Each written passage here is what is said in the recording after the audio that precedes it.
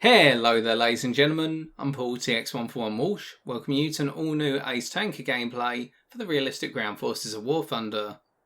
In today's episode we'll be rolling out in the PT-76B, a Soviet amphibious light tank coming at a tier of 4 and a battle rating of 5.3. The purpose of today's video is for me to articulate my first impressions of a vehicle I've always wanted to own in game, simply because I like the look of it. And I must admit, having now spaded this vehicle, this is fully upgraded gameplay you're seeing, it wasn't as bad an experience as I thought it was going to be, based on the perception of a good number of members of the War Thunder community, but more on that as we go. We start off by noting that our game plan is to go around the eastern side of the map and attack our foes from the southeast going in towards the centre, a flank and spank. And we've got the ideal qualities for flank and spank, what with our top speed of 44 km an hour being a speed that we can manage and achieve on rougher terrain as well, and our decent power to weight ratio of 17.1 horsepower per tonne allowing us to get over hilly terrain and to build up our speed rather rapidly. Albeit do keep in mind that when stock, your horsepower per tonne ratio is going to be insufficient for the rather steep hills compared to the more gradual gradients that you're going to see.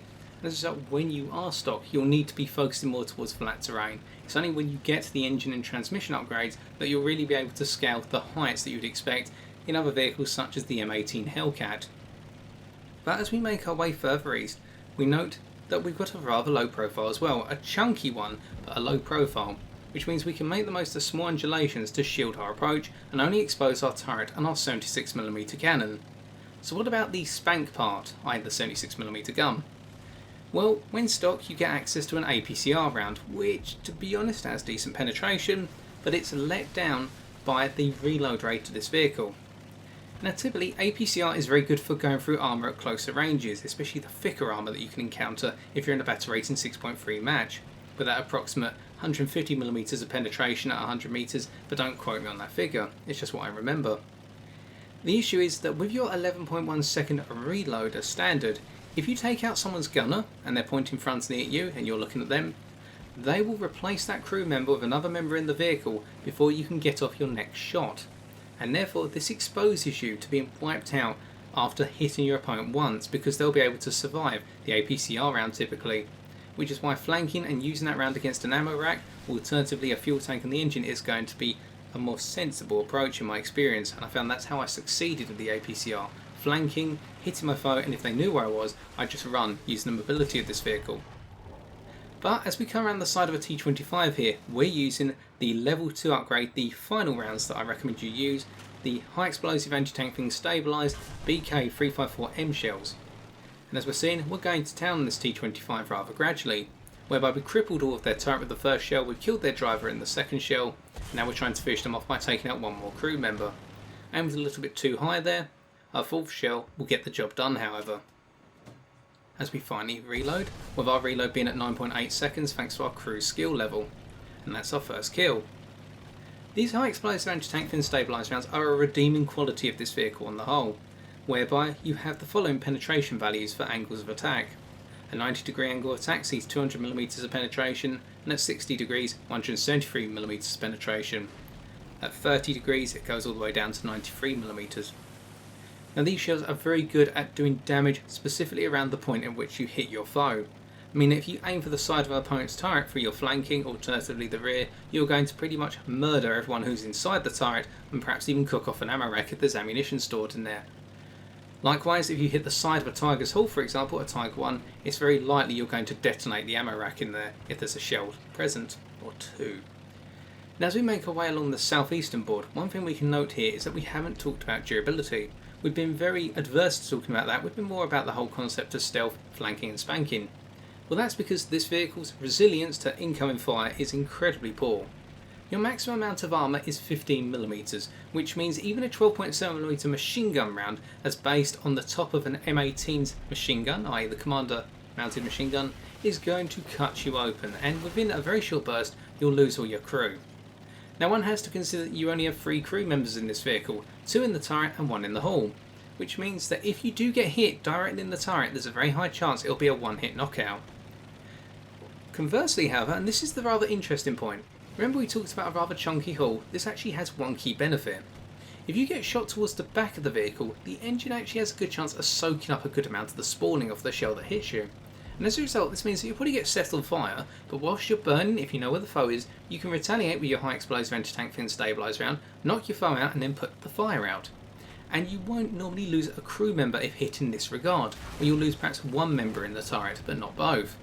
Albeit keep in mind, if you do lose the right-hand member in the turret, I believe that's the individual who does the loading, your reload rate is going to go up significantly. And here we come around on the rear of a Tiger 1, we set them on fire by hitting their fuel tank, and as they try to turn their vehicle, we're going to throw another shell into them, this time into the turret to try and kill off their gunner. And we even break the horizontal turret drive, making life difficult for them, and we pick up our second kill. But here we get marooned on a set of sandbags which are invisible underneath our vehicle, meaning that we can't shoot at the M6, which is providing a beautiful image of their hull as it now escapes us. And now we're going to spend the next minute or so trying to break ourselves free from essentially a sandbag that's not on our screen but is underneath our vehicle right now, trying to slam the hull of our vehicle into the artillery piece, as that will hopefully break the sandbags as well. And this is one key gripe I have about this vehicle: it gets stuck on a lot of terrain features, it even gets stuck on the side of buildings. It's as if this vehicle's made out of Velcro and everything around it's got Velcro. It's an absolute nightmare. But we'll eventually get free. Sometimes you'll need someone to tow you away from the situation, which is why it's always a good idea to have friendlies close by. But in this circumstance, as our team's gradually falling under the pressure of our opponents, it's not going to be possible. We look off into the distance looking for that M6 once again, but we can't see them anymore. Very disappointed about that. Now we're just looking for the next foe that we can hopefully come from the 6 of, and we see an M18 Hellcat. One heat shell in, and that's a hull break, our third kill. And the high explosive anti-tank fin stabilised shells of this 76mm gun are brilliant against Hellcats. You can pretty much hit them anywhere so long as it's not the track line, and you'll pick up a hull break on them. It's quite a nice feeling. Now here we're rotating back behind the hill that we climbed up, reason being that Tiger 1 respawned, and we believe they may go for a revenge spawn. I'm also changing up our location because we don't want any 50 caliber or higher caliber rounds from aircraft above us to start impacting us, because they'll tear us to pieces. And that's one key thing you need to keep in mind, that the longer you stay still in this vehicle above all others, the more likely it is you're going to get killed very soon. Simply because it only takes one person to notice you and to open fire on you, and you will be ripped to pieces. The only exception is if someone's firing a very low caliber machine gun at you, although then, if they get behind you at extremely close range, with 6mm of armour being at the rear from what I recall, even those machine gun rounds have a chance of going through into your engine deck. Now, having rotated behind the hill we climbed a second ago, we're not trying to spawn kill but anticipate the potential respawns and how opponents may go after us. Thinking of our last known position, we're actually going to come up behind an enemy Nashorn. The player in the Tiger 1 brought this vehicle out, and we're going to catch them by surprise just off to our left here, behind the rocks. We've noticed them, and now we're just trying to get into a firing position. Now this is another key weakness of this vehicle, its lack of gun depression, as we cut this Nashorn apart for kill number 4, via another hull break. The issue is you only have 4 degrees of gun depression, and the ideal situation is you arc your gun over the side of the vehicle to maximise your gun depression. On the other side of the coin, you have 30 degrees of gun elevation, meaning this vehicle is very good at fighting from a downslope position. And here we see an enemy anti-aircraft piece, an enemy Ostwind, and we open fire and then hide ourselves in the tree line. As we set them on fire, we killed off a number of their crew as well. We do not want that thing to fire back at us with its 20mm cannon, because if it does, we're going to be dead. So instead, we're going to peek out now, firing another shell into them, aiming directly for their turret to break their cannon breach, and also trying to kill off their gunner, but their gunner's still alive. We just need one more shell to finish them off. They don't know exactly where we are, but they are dropping artillery on our rough position, and we pick up our ace. As we now move further into the tree line to try and hide ourselves completely from view. Now the reason we're doing this as well is, note how our team's completely fallen apart at this point. As a result, it's going to be a case now there's going to be a number of enemy aircraft lurching around the skies looking for us. And talking about the survivability aspects earlier, we really don't want to get seen. So now we're just waiting the artillery barrage to go away, and then we're going to be peering out in front of us to see if anything else is driving by, or listening for vehicles close by. Other items to note? Well, apart from the gun elevation depression, the turret rotation is not too bad, coming in at just under 20 degrees per second, which can't complain about that. I think it's closer to 16 degrees per second, but still, you can rotate the turret rather quickly. And we can see now we're the only ground vehicle left on our team, so going outside is going to be absolutely suicidal, so we're hoping to ambush.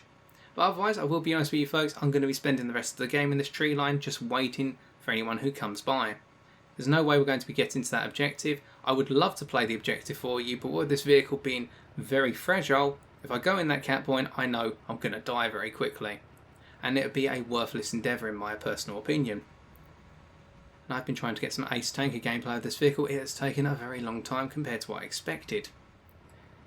Outside of this, however, I must admit it's been a very fun vehicle to play, because when you do get opponents exposed to you, as we've seen in this gameplay, you can really make short work of them. Just keep in mind the reload and the fact that even with the high explosive anti-tank fin stabilised rounds, you'll need to have a rough idea of where to aim on your foe, as the amount of spalling these rounds kick off is not too great.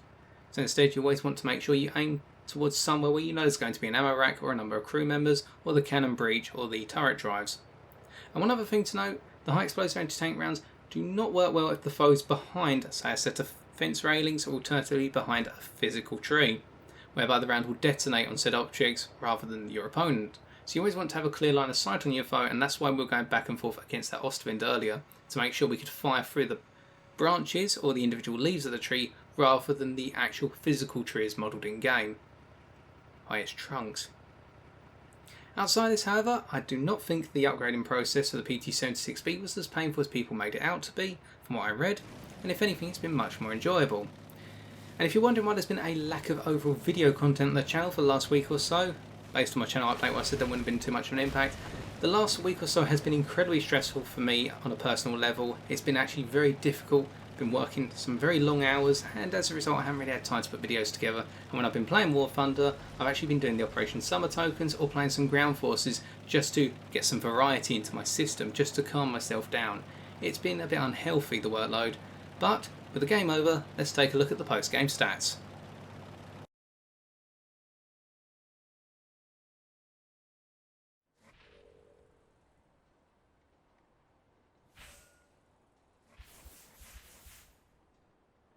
With our 5 kills, we picked up 22,510 silver lions and 1,680 research points. To conclude, the PT-76, as far as first impressions go, has left a good impression on myself, albeit so long as I've always adhered to the philosophy of flank and spank, whereby I've never ever wanted to confront an opponent even when I've unlocked the rather powerful high explosive anti-tank fin stabilised rounds. These provide you with some confrontational power, i.e. going head to head with a foe against their frontal armour, but at the same time you have to keep in mind you have very little armour on your own vehicle, and if your foe does get off that one shot, alternatively starts to hit you with their machine gun, if it's a high caliber machine gun, you're going to be in for some serious problems, and your life expectancy will decay as a result.